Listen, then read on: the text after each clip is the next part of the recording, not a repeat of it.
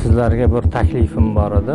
Sizlar ehtiyot bo'linglar. Bu narsa meni boshimdan o'tgan. Bu sizlarning boshingizga kelib qolmasin. Aylanib ketib ukalarim hammasini bilib eshitib o'tiradi. Yon atrofga ham bir qarab qo'yinglar.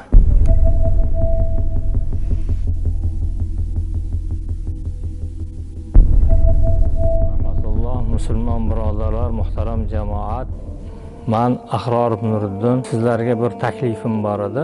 Mana bu hozirgi kunda Kelis rayonidan 3 ta bola terrorizm statyasi bilan qamalib ketdi. Buni asosiy sababi mana shu telefonda internetga kirib, internetda bular asosan Abdulozifar bilan Sodiq Samarqandiyni tinglashgan.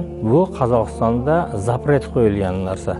Mana shuni hisobiga hozir endi terrorizm bilan agar 257 ni ikkisi bilan bo'ladigan bo'lsa 7 yildan 12 yilgacha, bo'lmasa bir bilan bo'ladigan 5 yildan 9 yilgacha so'roq olib ketadi. Sizlar ehtiyot bo'linglar. Bu narsa meni boshimdan o'tgan, sizlar hammangiz yaxshi bilasizlar. Bu sizlarning boshingizga kelib qolmasin, ehtiyot bo'linglar.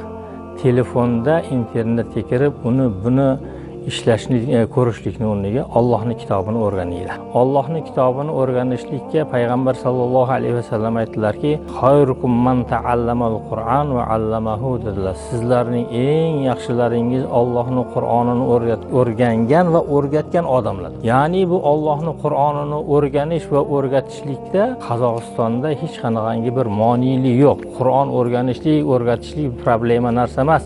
Mana masalan, oddiy misol mana shu Abay Sentraliy masjidiga keladigan bo'lsak ham, Sentraliy masjidda ham, narigi Eshon bozor masjidida ham, ikkalasida ham masalan ustozlari bor. Bundan tashqari O'zbek mahallada o'zimizda masalan Oqqo'rg'onda ustoz bor masalan, u ham dars beryapti. Masalan 60-70 ta bola o'qiyapti. O'shalarning yoniga qatoriga qo'shilib o'qinglar, Allohning kalomini o'rganinglar. Aylanib ketib ukalarim telefonda internetga kelib, uni bundoq qilishlikni yig'ishtiringlar. Sizlar nima ko'rib o'tiribsizlar, nima qilyapsizlar, hammasini bilib eshitib o'tiradi. Eng yaxshi narsa payg'ambar alayhissalomni hadislariga amal qilishlik, ya'ni Qur'on o'rganinglar, o'rgatinglar. U yog'ini Alloh subhanahu va taolo Qur'oni Karimda aytganki, "La in shakartum la azidannakum." Agar degan shart qo'ygan Alloh taolo. Sizlar shukr qiladigan bo'lsalaringiz, men ziyoda qilaman, orttiraman degan. Biz Allohning kitobini o'rganaylik, Allohga shukr qilaylik, hayotimiz bundan ham yaxshi bo'ladi.